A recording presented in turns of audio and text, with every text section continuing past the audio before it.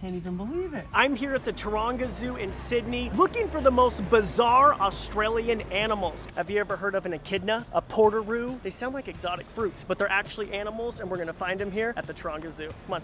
Make sure to watch the entire video because I see one of the rarest animals in the world. One for each roof. Oh my goodness. So just hold them nice and far apart like that. So Okay. That's the way. Oh, these are my first kangaroos in Australia. You want any more? What are we feeding? Chicory. Who's behind So us? over here is Ollie. He's a red-necked pademelon. Different species, but again a marsupial. Our first bizarre Australian animal, the pademelon. I'm on cloud 9 right now. This is probably one of the best days. Ever? I mean, ever. I mean, normally I'm with alligators. This is a different change. So we checked one unusual animal off of our list. My first platypus in Australia. What are my odds of seeing a platypus just walking around Australia?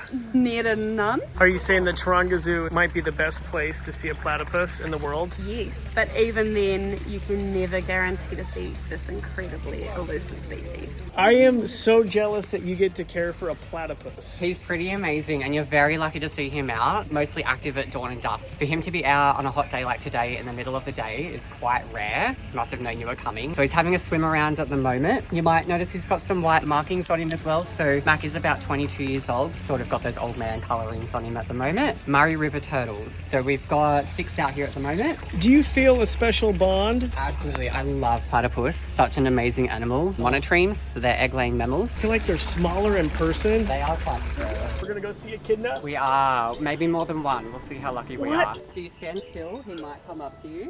What? The echidna, also known as the spiny anteater. This is Wednesday. This is Wednesday. Oh my gosh. Now you might be able to see, once he gets on top, there's little holes there. So in the wild, they will put their beak into little holes in termite farms and things like that. And can you see the size of the tongues? So echidna tongues are about 18 centimeters long. So this little contraption sort of resembles what they do in the wild. Look at that tongue. Wednesday's eating a meat milkshake. Yeah, we call it a mincemeat milkshake, but it's sort of a meat meal powder, and it's got all the vitamins and nutrients they need to sustain their diet. So in the wild, echidnas would eat about 40,000 ants or termites a day. So these are actually the two boys that we have up here. So typically they're straight into the food straight away. The echidna has a specialized beak, and inside that is a long, sticky tongue up to 6 inches long, able to slurp up insects. Look at that. What a treat. Can't even believe it. Oh, and their little eyes. So what are these markers right here? The markers are just to make sure that everybody can know which echidna is which. Oh, I just felt the beak. Wow. It is hard. It is. Oh my gosh. The echidna is a monotreme, just like the platypus, an egg-laying mammal. What in the world's this? So, Goodbye. that is a long-nosed portoroo. So this is Otto. Now, in New York City, some people might mistake this for a rodent. So they're actually called a rat kangaroo. Looking like a rat almost drove them to the brink of extinction. Luckily, they're coming back. I had no idea what was in here until I saw, look at that, a short-finned eel. This interesting species can be found in both fresh and salt water. We fed him a mealworm lunch. Oh my gosh. This is our first koala. Mateo, you are beautiful. You can smell them. Eucalyptus and a little bit of BO. See, there's like a sticky patch on his chest. So that's actually the scent gland. So all male koalas have that. Did you know koalas have 2 opposable thumbs? Coming down to ground makes them much more susceptible to predators. Eucalyptus trees being not as available, fragmentation and loss of habitat, it means they do have to come down to ground more, so that makes them susceptible to predators, and a big one is cars. They just eat these leaves, it's not a huge amount of energy, they have to consume a lot of it, so they do sleep for, really big portion of the day. The Taronga Zoo has a gorgeous koala country habitat. Look at this! Although they look like teddy bears, they are not bears. They are a marsupial, meaning they have a pouch like a kangaroo. I even saw a koala walk on the ground, which for me was pretty exciting since they sleep 20 hours a day. I've never seen a koala on the ground. They can run up to 30 kilometers an hour. Can you do that conversion for all of our American viewers? Where are we going? We're going to New Nurra, which is a nocturnal country. Oh, this is like my wife's worst nightmare. Their little spinny big hopping mice, so their little feet look really similar to a kangaroo.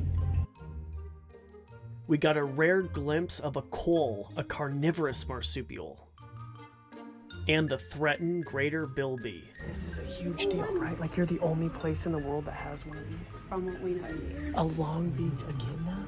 Oh my god, the man's going in the light. That is so incredibly little known about. Why are they so rare? Because they're only found in Papua New Guinea. This is the guy we flew all the way to Australia to see. Look at the man. What? Look at that beak. The subspecies are all critically endangered. They're such an incredibly elusive species that no one really gets to ever see them.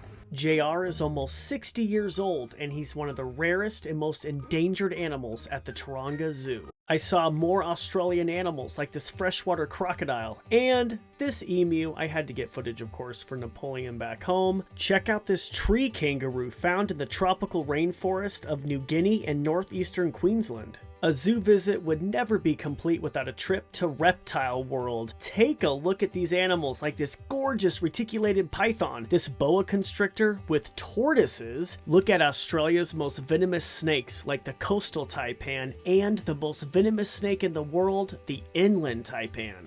The Taronga Zoo has large outdoor habitats for their animals. Take a look at the chimpanzees, and this was so cool that we were able to witness something they would do in the wild, using a stick to get food. This one's getting peanut butter, but in the wild they would use it to get termites. I was so impressed with how large and naturalistic the animal habitats were. Take a look at the lions, and then you can see the Sydney skyline in the distance. Gorilla habitat at the Taronga Zoo. The Taronga Zoo is home to over 5,000 animals, representing 350 species all around the world. They have special breeding programs to prevent animals like the Sumatran tiger from going extinct, which has only 400 to 600 individuals left in the wild. They provided a home for Mr. Hobbs, who was on a restaurant's menu overseas. And of course, I had to get footage of an Aldabra tortoise for my babies back home. Pygmy hippo habitat at the Taronga Zoo. The average person only spends a few seconds per exhibit at the zoo, but if you actually stand and watch for a few minutes, you can see some really cool things, like this pygmy hippo gnawing on a branch underwater. Oh, they're adorable. I had to end my trip with the world's smallest penguin, the little penguin, found off the coast of Australia and New Zealand. That's a wrap. We had such a good time at the Taronga Zoo. We saw all the amazing, bizarre Australian animals. Huge thanks to the staff. I have to say, personally, the Taronga Zoo is one of the most beautiful zoos I've ever been to. I mean, take a look at that skyline. I mean, you could just come to the zoo and get great views of the Sydney skyline. You can see the Opera House. If you like this video, make sure to hit that subscribe button so you never miss another one of our videos. Until next time.